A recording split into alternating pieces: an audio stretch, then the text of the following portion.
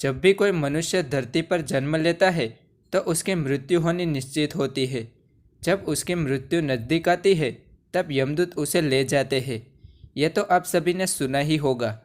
पर एक बार ऐसा हुआ कि खुद यमराज भी एक बच्चे को यमलोक नहीं ले जा सके। आखिर ऐसा क्या हुआ था, ये आज हम आपको बताएंगे।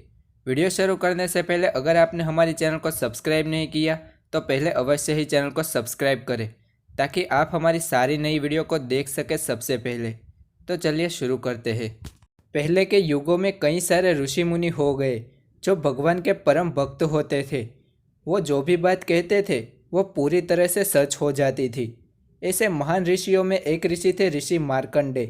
तो आइए जानते हैं ऋषि मार्कंडे के बारे में। मृगशुंग नाम के एक ब्राह्मण थे और उनकी पत्नी का नाम सुव्रता था।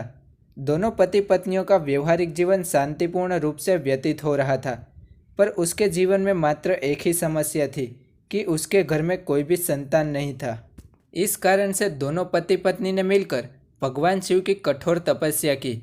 उनकी तपस्या से शिव प्रसन्न हुए और मुनि से कहा कि हे मुनि, हम तुम्हारी तपस्या से प्रसन्न हुए हैं, मांगो तुम्हें क्या वरदान चाहिए। तब मुनि ने कहा कि हे शिव, मेरा कोई भी पुत्र नहीं है, आप मुझे कृपा कीजिए और एक पुत्र दीजिए। भगवान शिव ने मुनि से पूछा कि तुम्हें लंबी आयु वाला गुण रहित पुत्र चाहिए या 16 वर्ष की आयु वाला गुणवान पुत्र चाहिए। तब मुनि ने सोचकर कहा कि हे प्रभु, मुझे एक गुणवान पुत्र चाहिए जिसमें बहुत सारे गुण हो, जो वेद पुराणों को जल्दी से समझे। भगवान शिव ने उसको पुत्र देने का आशीर्वाद दे दिया और फिर शिव वहाँ से चले जाते हैं। थोड़े समय के बाद मुनि के घर में एक बालक ने जन्म लिया। उसका नाम मार्कंडे रखा गया। मुनि ने मार्कंडे को हर प्रकार के वेदों की शिक्षा भी दी। पूरे परिवार का समय अच्छे से बीत रहा था। देखते ही देखते 15 साल बीत गए। जब 16वां साल शुरू हुआ तो माता पिता बहुत दुखी हो गए। मार्कंडेय ने उन्हें दुखी होने का कारण पूछा तो उन्होंने बताया कि तुम्हें भगवान शिव ने मात्र 16 वर्ष की ही आयु प्रदान की है, अब तुम्हारे थोड़े समय बाद मृत्यु होने वाली है। ये बात सुनकर ऋषि मार्कंडेय ने कहा कि मैं जंगल में भगवान शिव की तपस्या करने के लिए जा रहा हूँ। उसके बाद वे दूर जंगल में चले जाते हैं।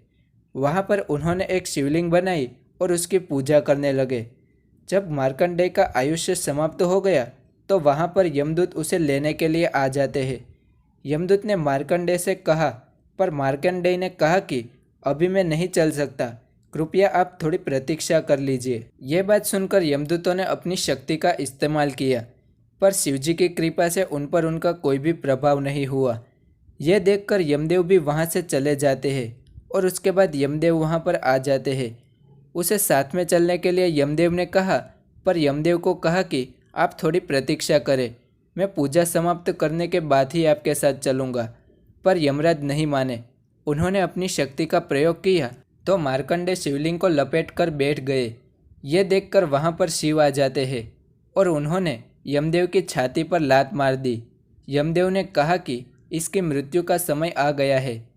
तब भगवान शिव ने मार्कंडे को चिरंजीवी होने का वरदान दे दिया। उसके बाद मार्कंडे ऋषि शिवजी को प्रणाम करके अपने माता पिता के पास आश्रम में चले जाते हैं। क्या ये आप पहले से जानते थे? नीचे कमेंट कर हमें ज़रूर बताएं। और वीडियो अच्छा लगा हो तो लाइक करें, शेयर करें और हमारे चैनल को सब्सक्राइब करें।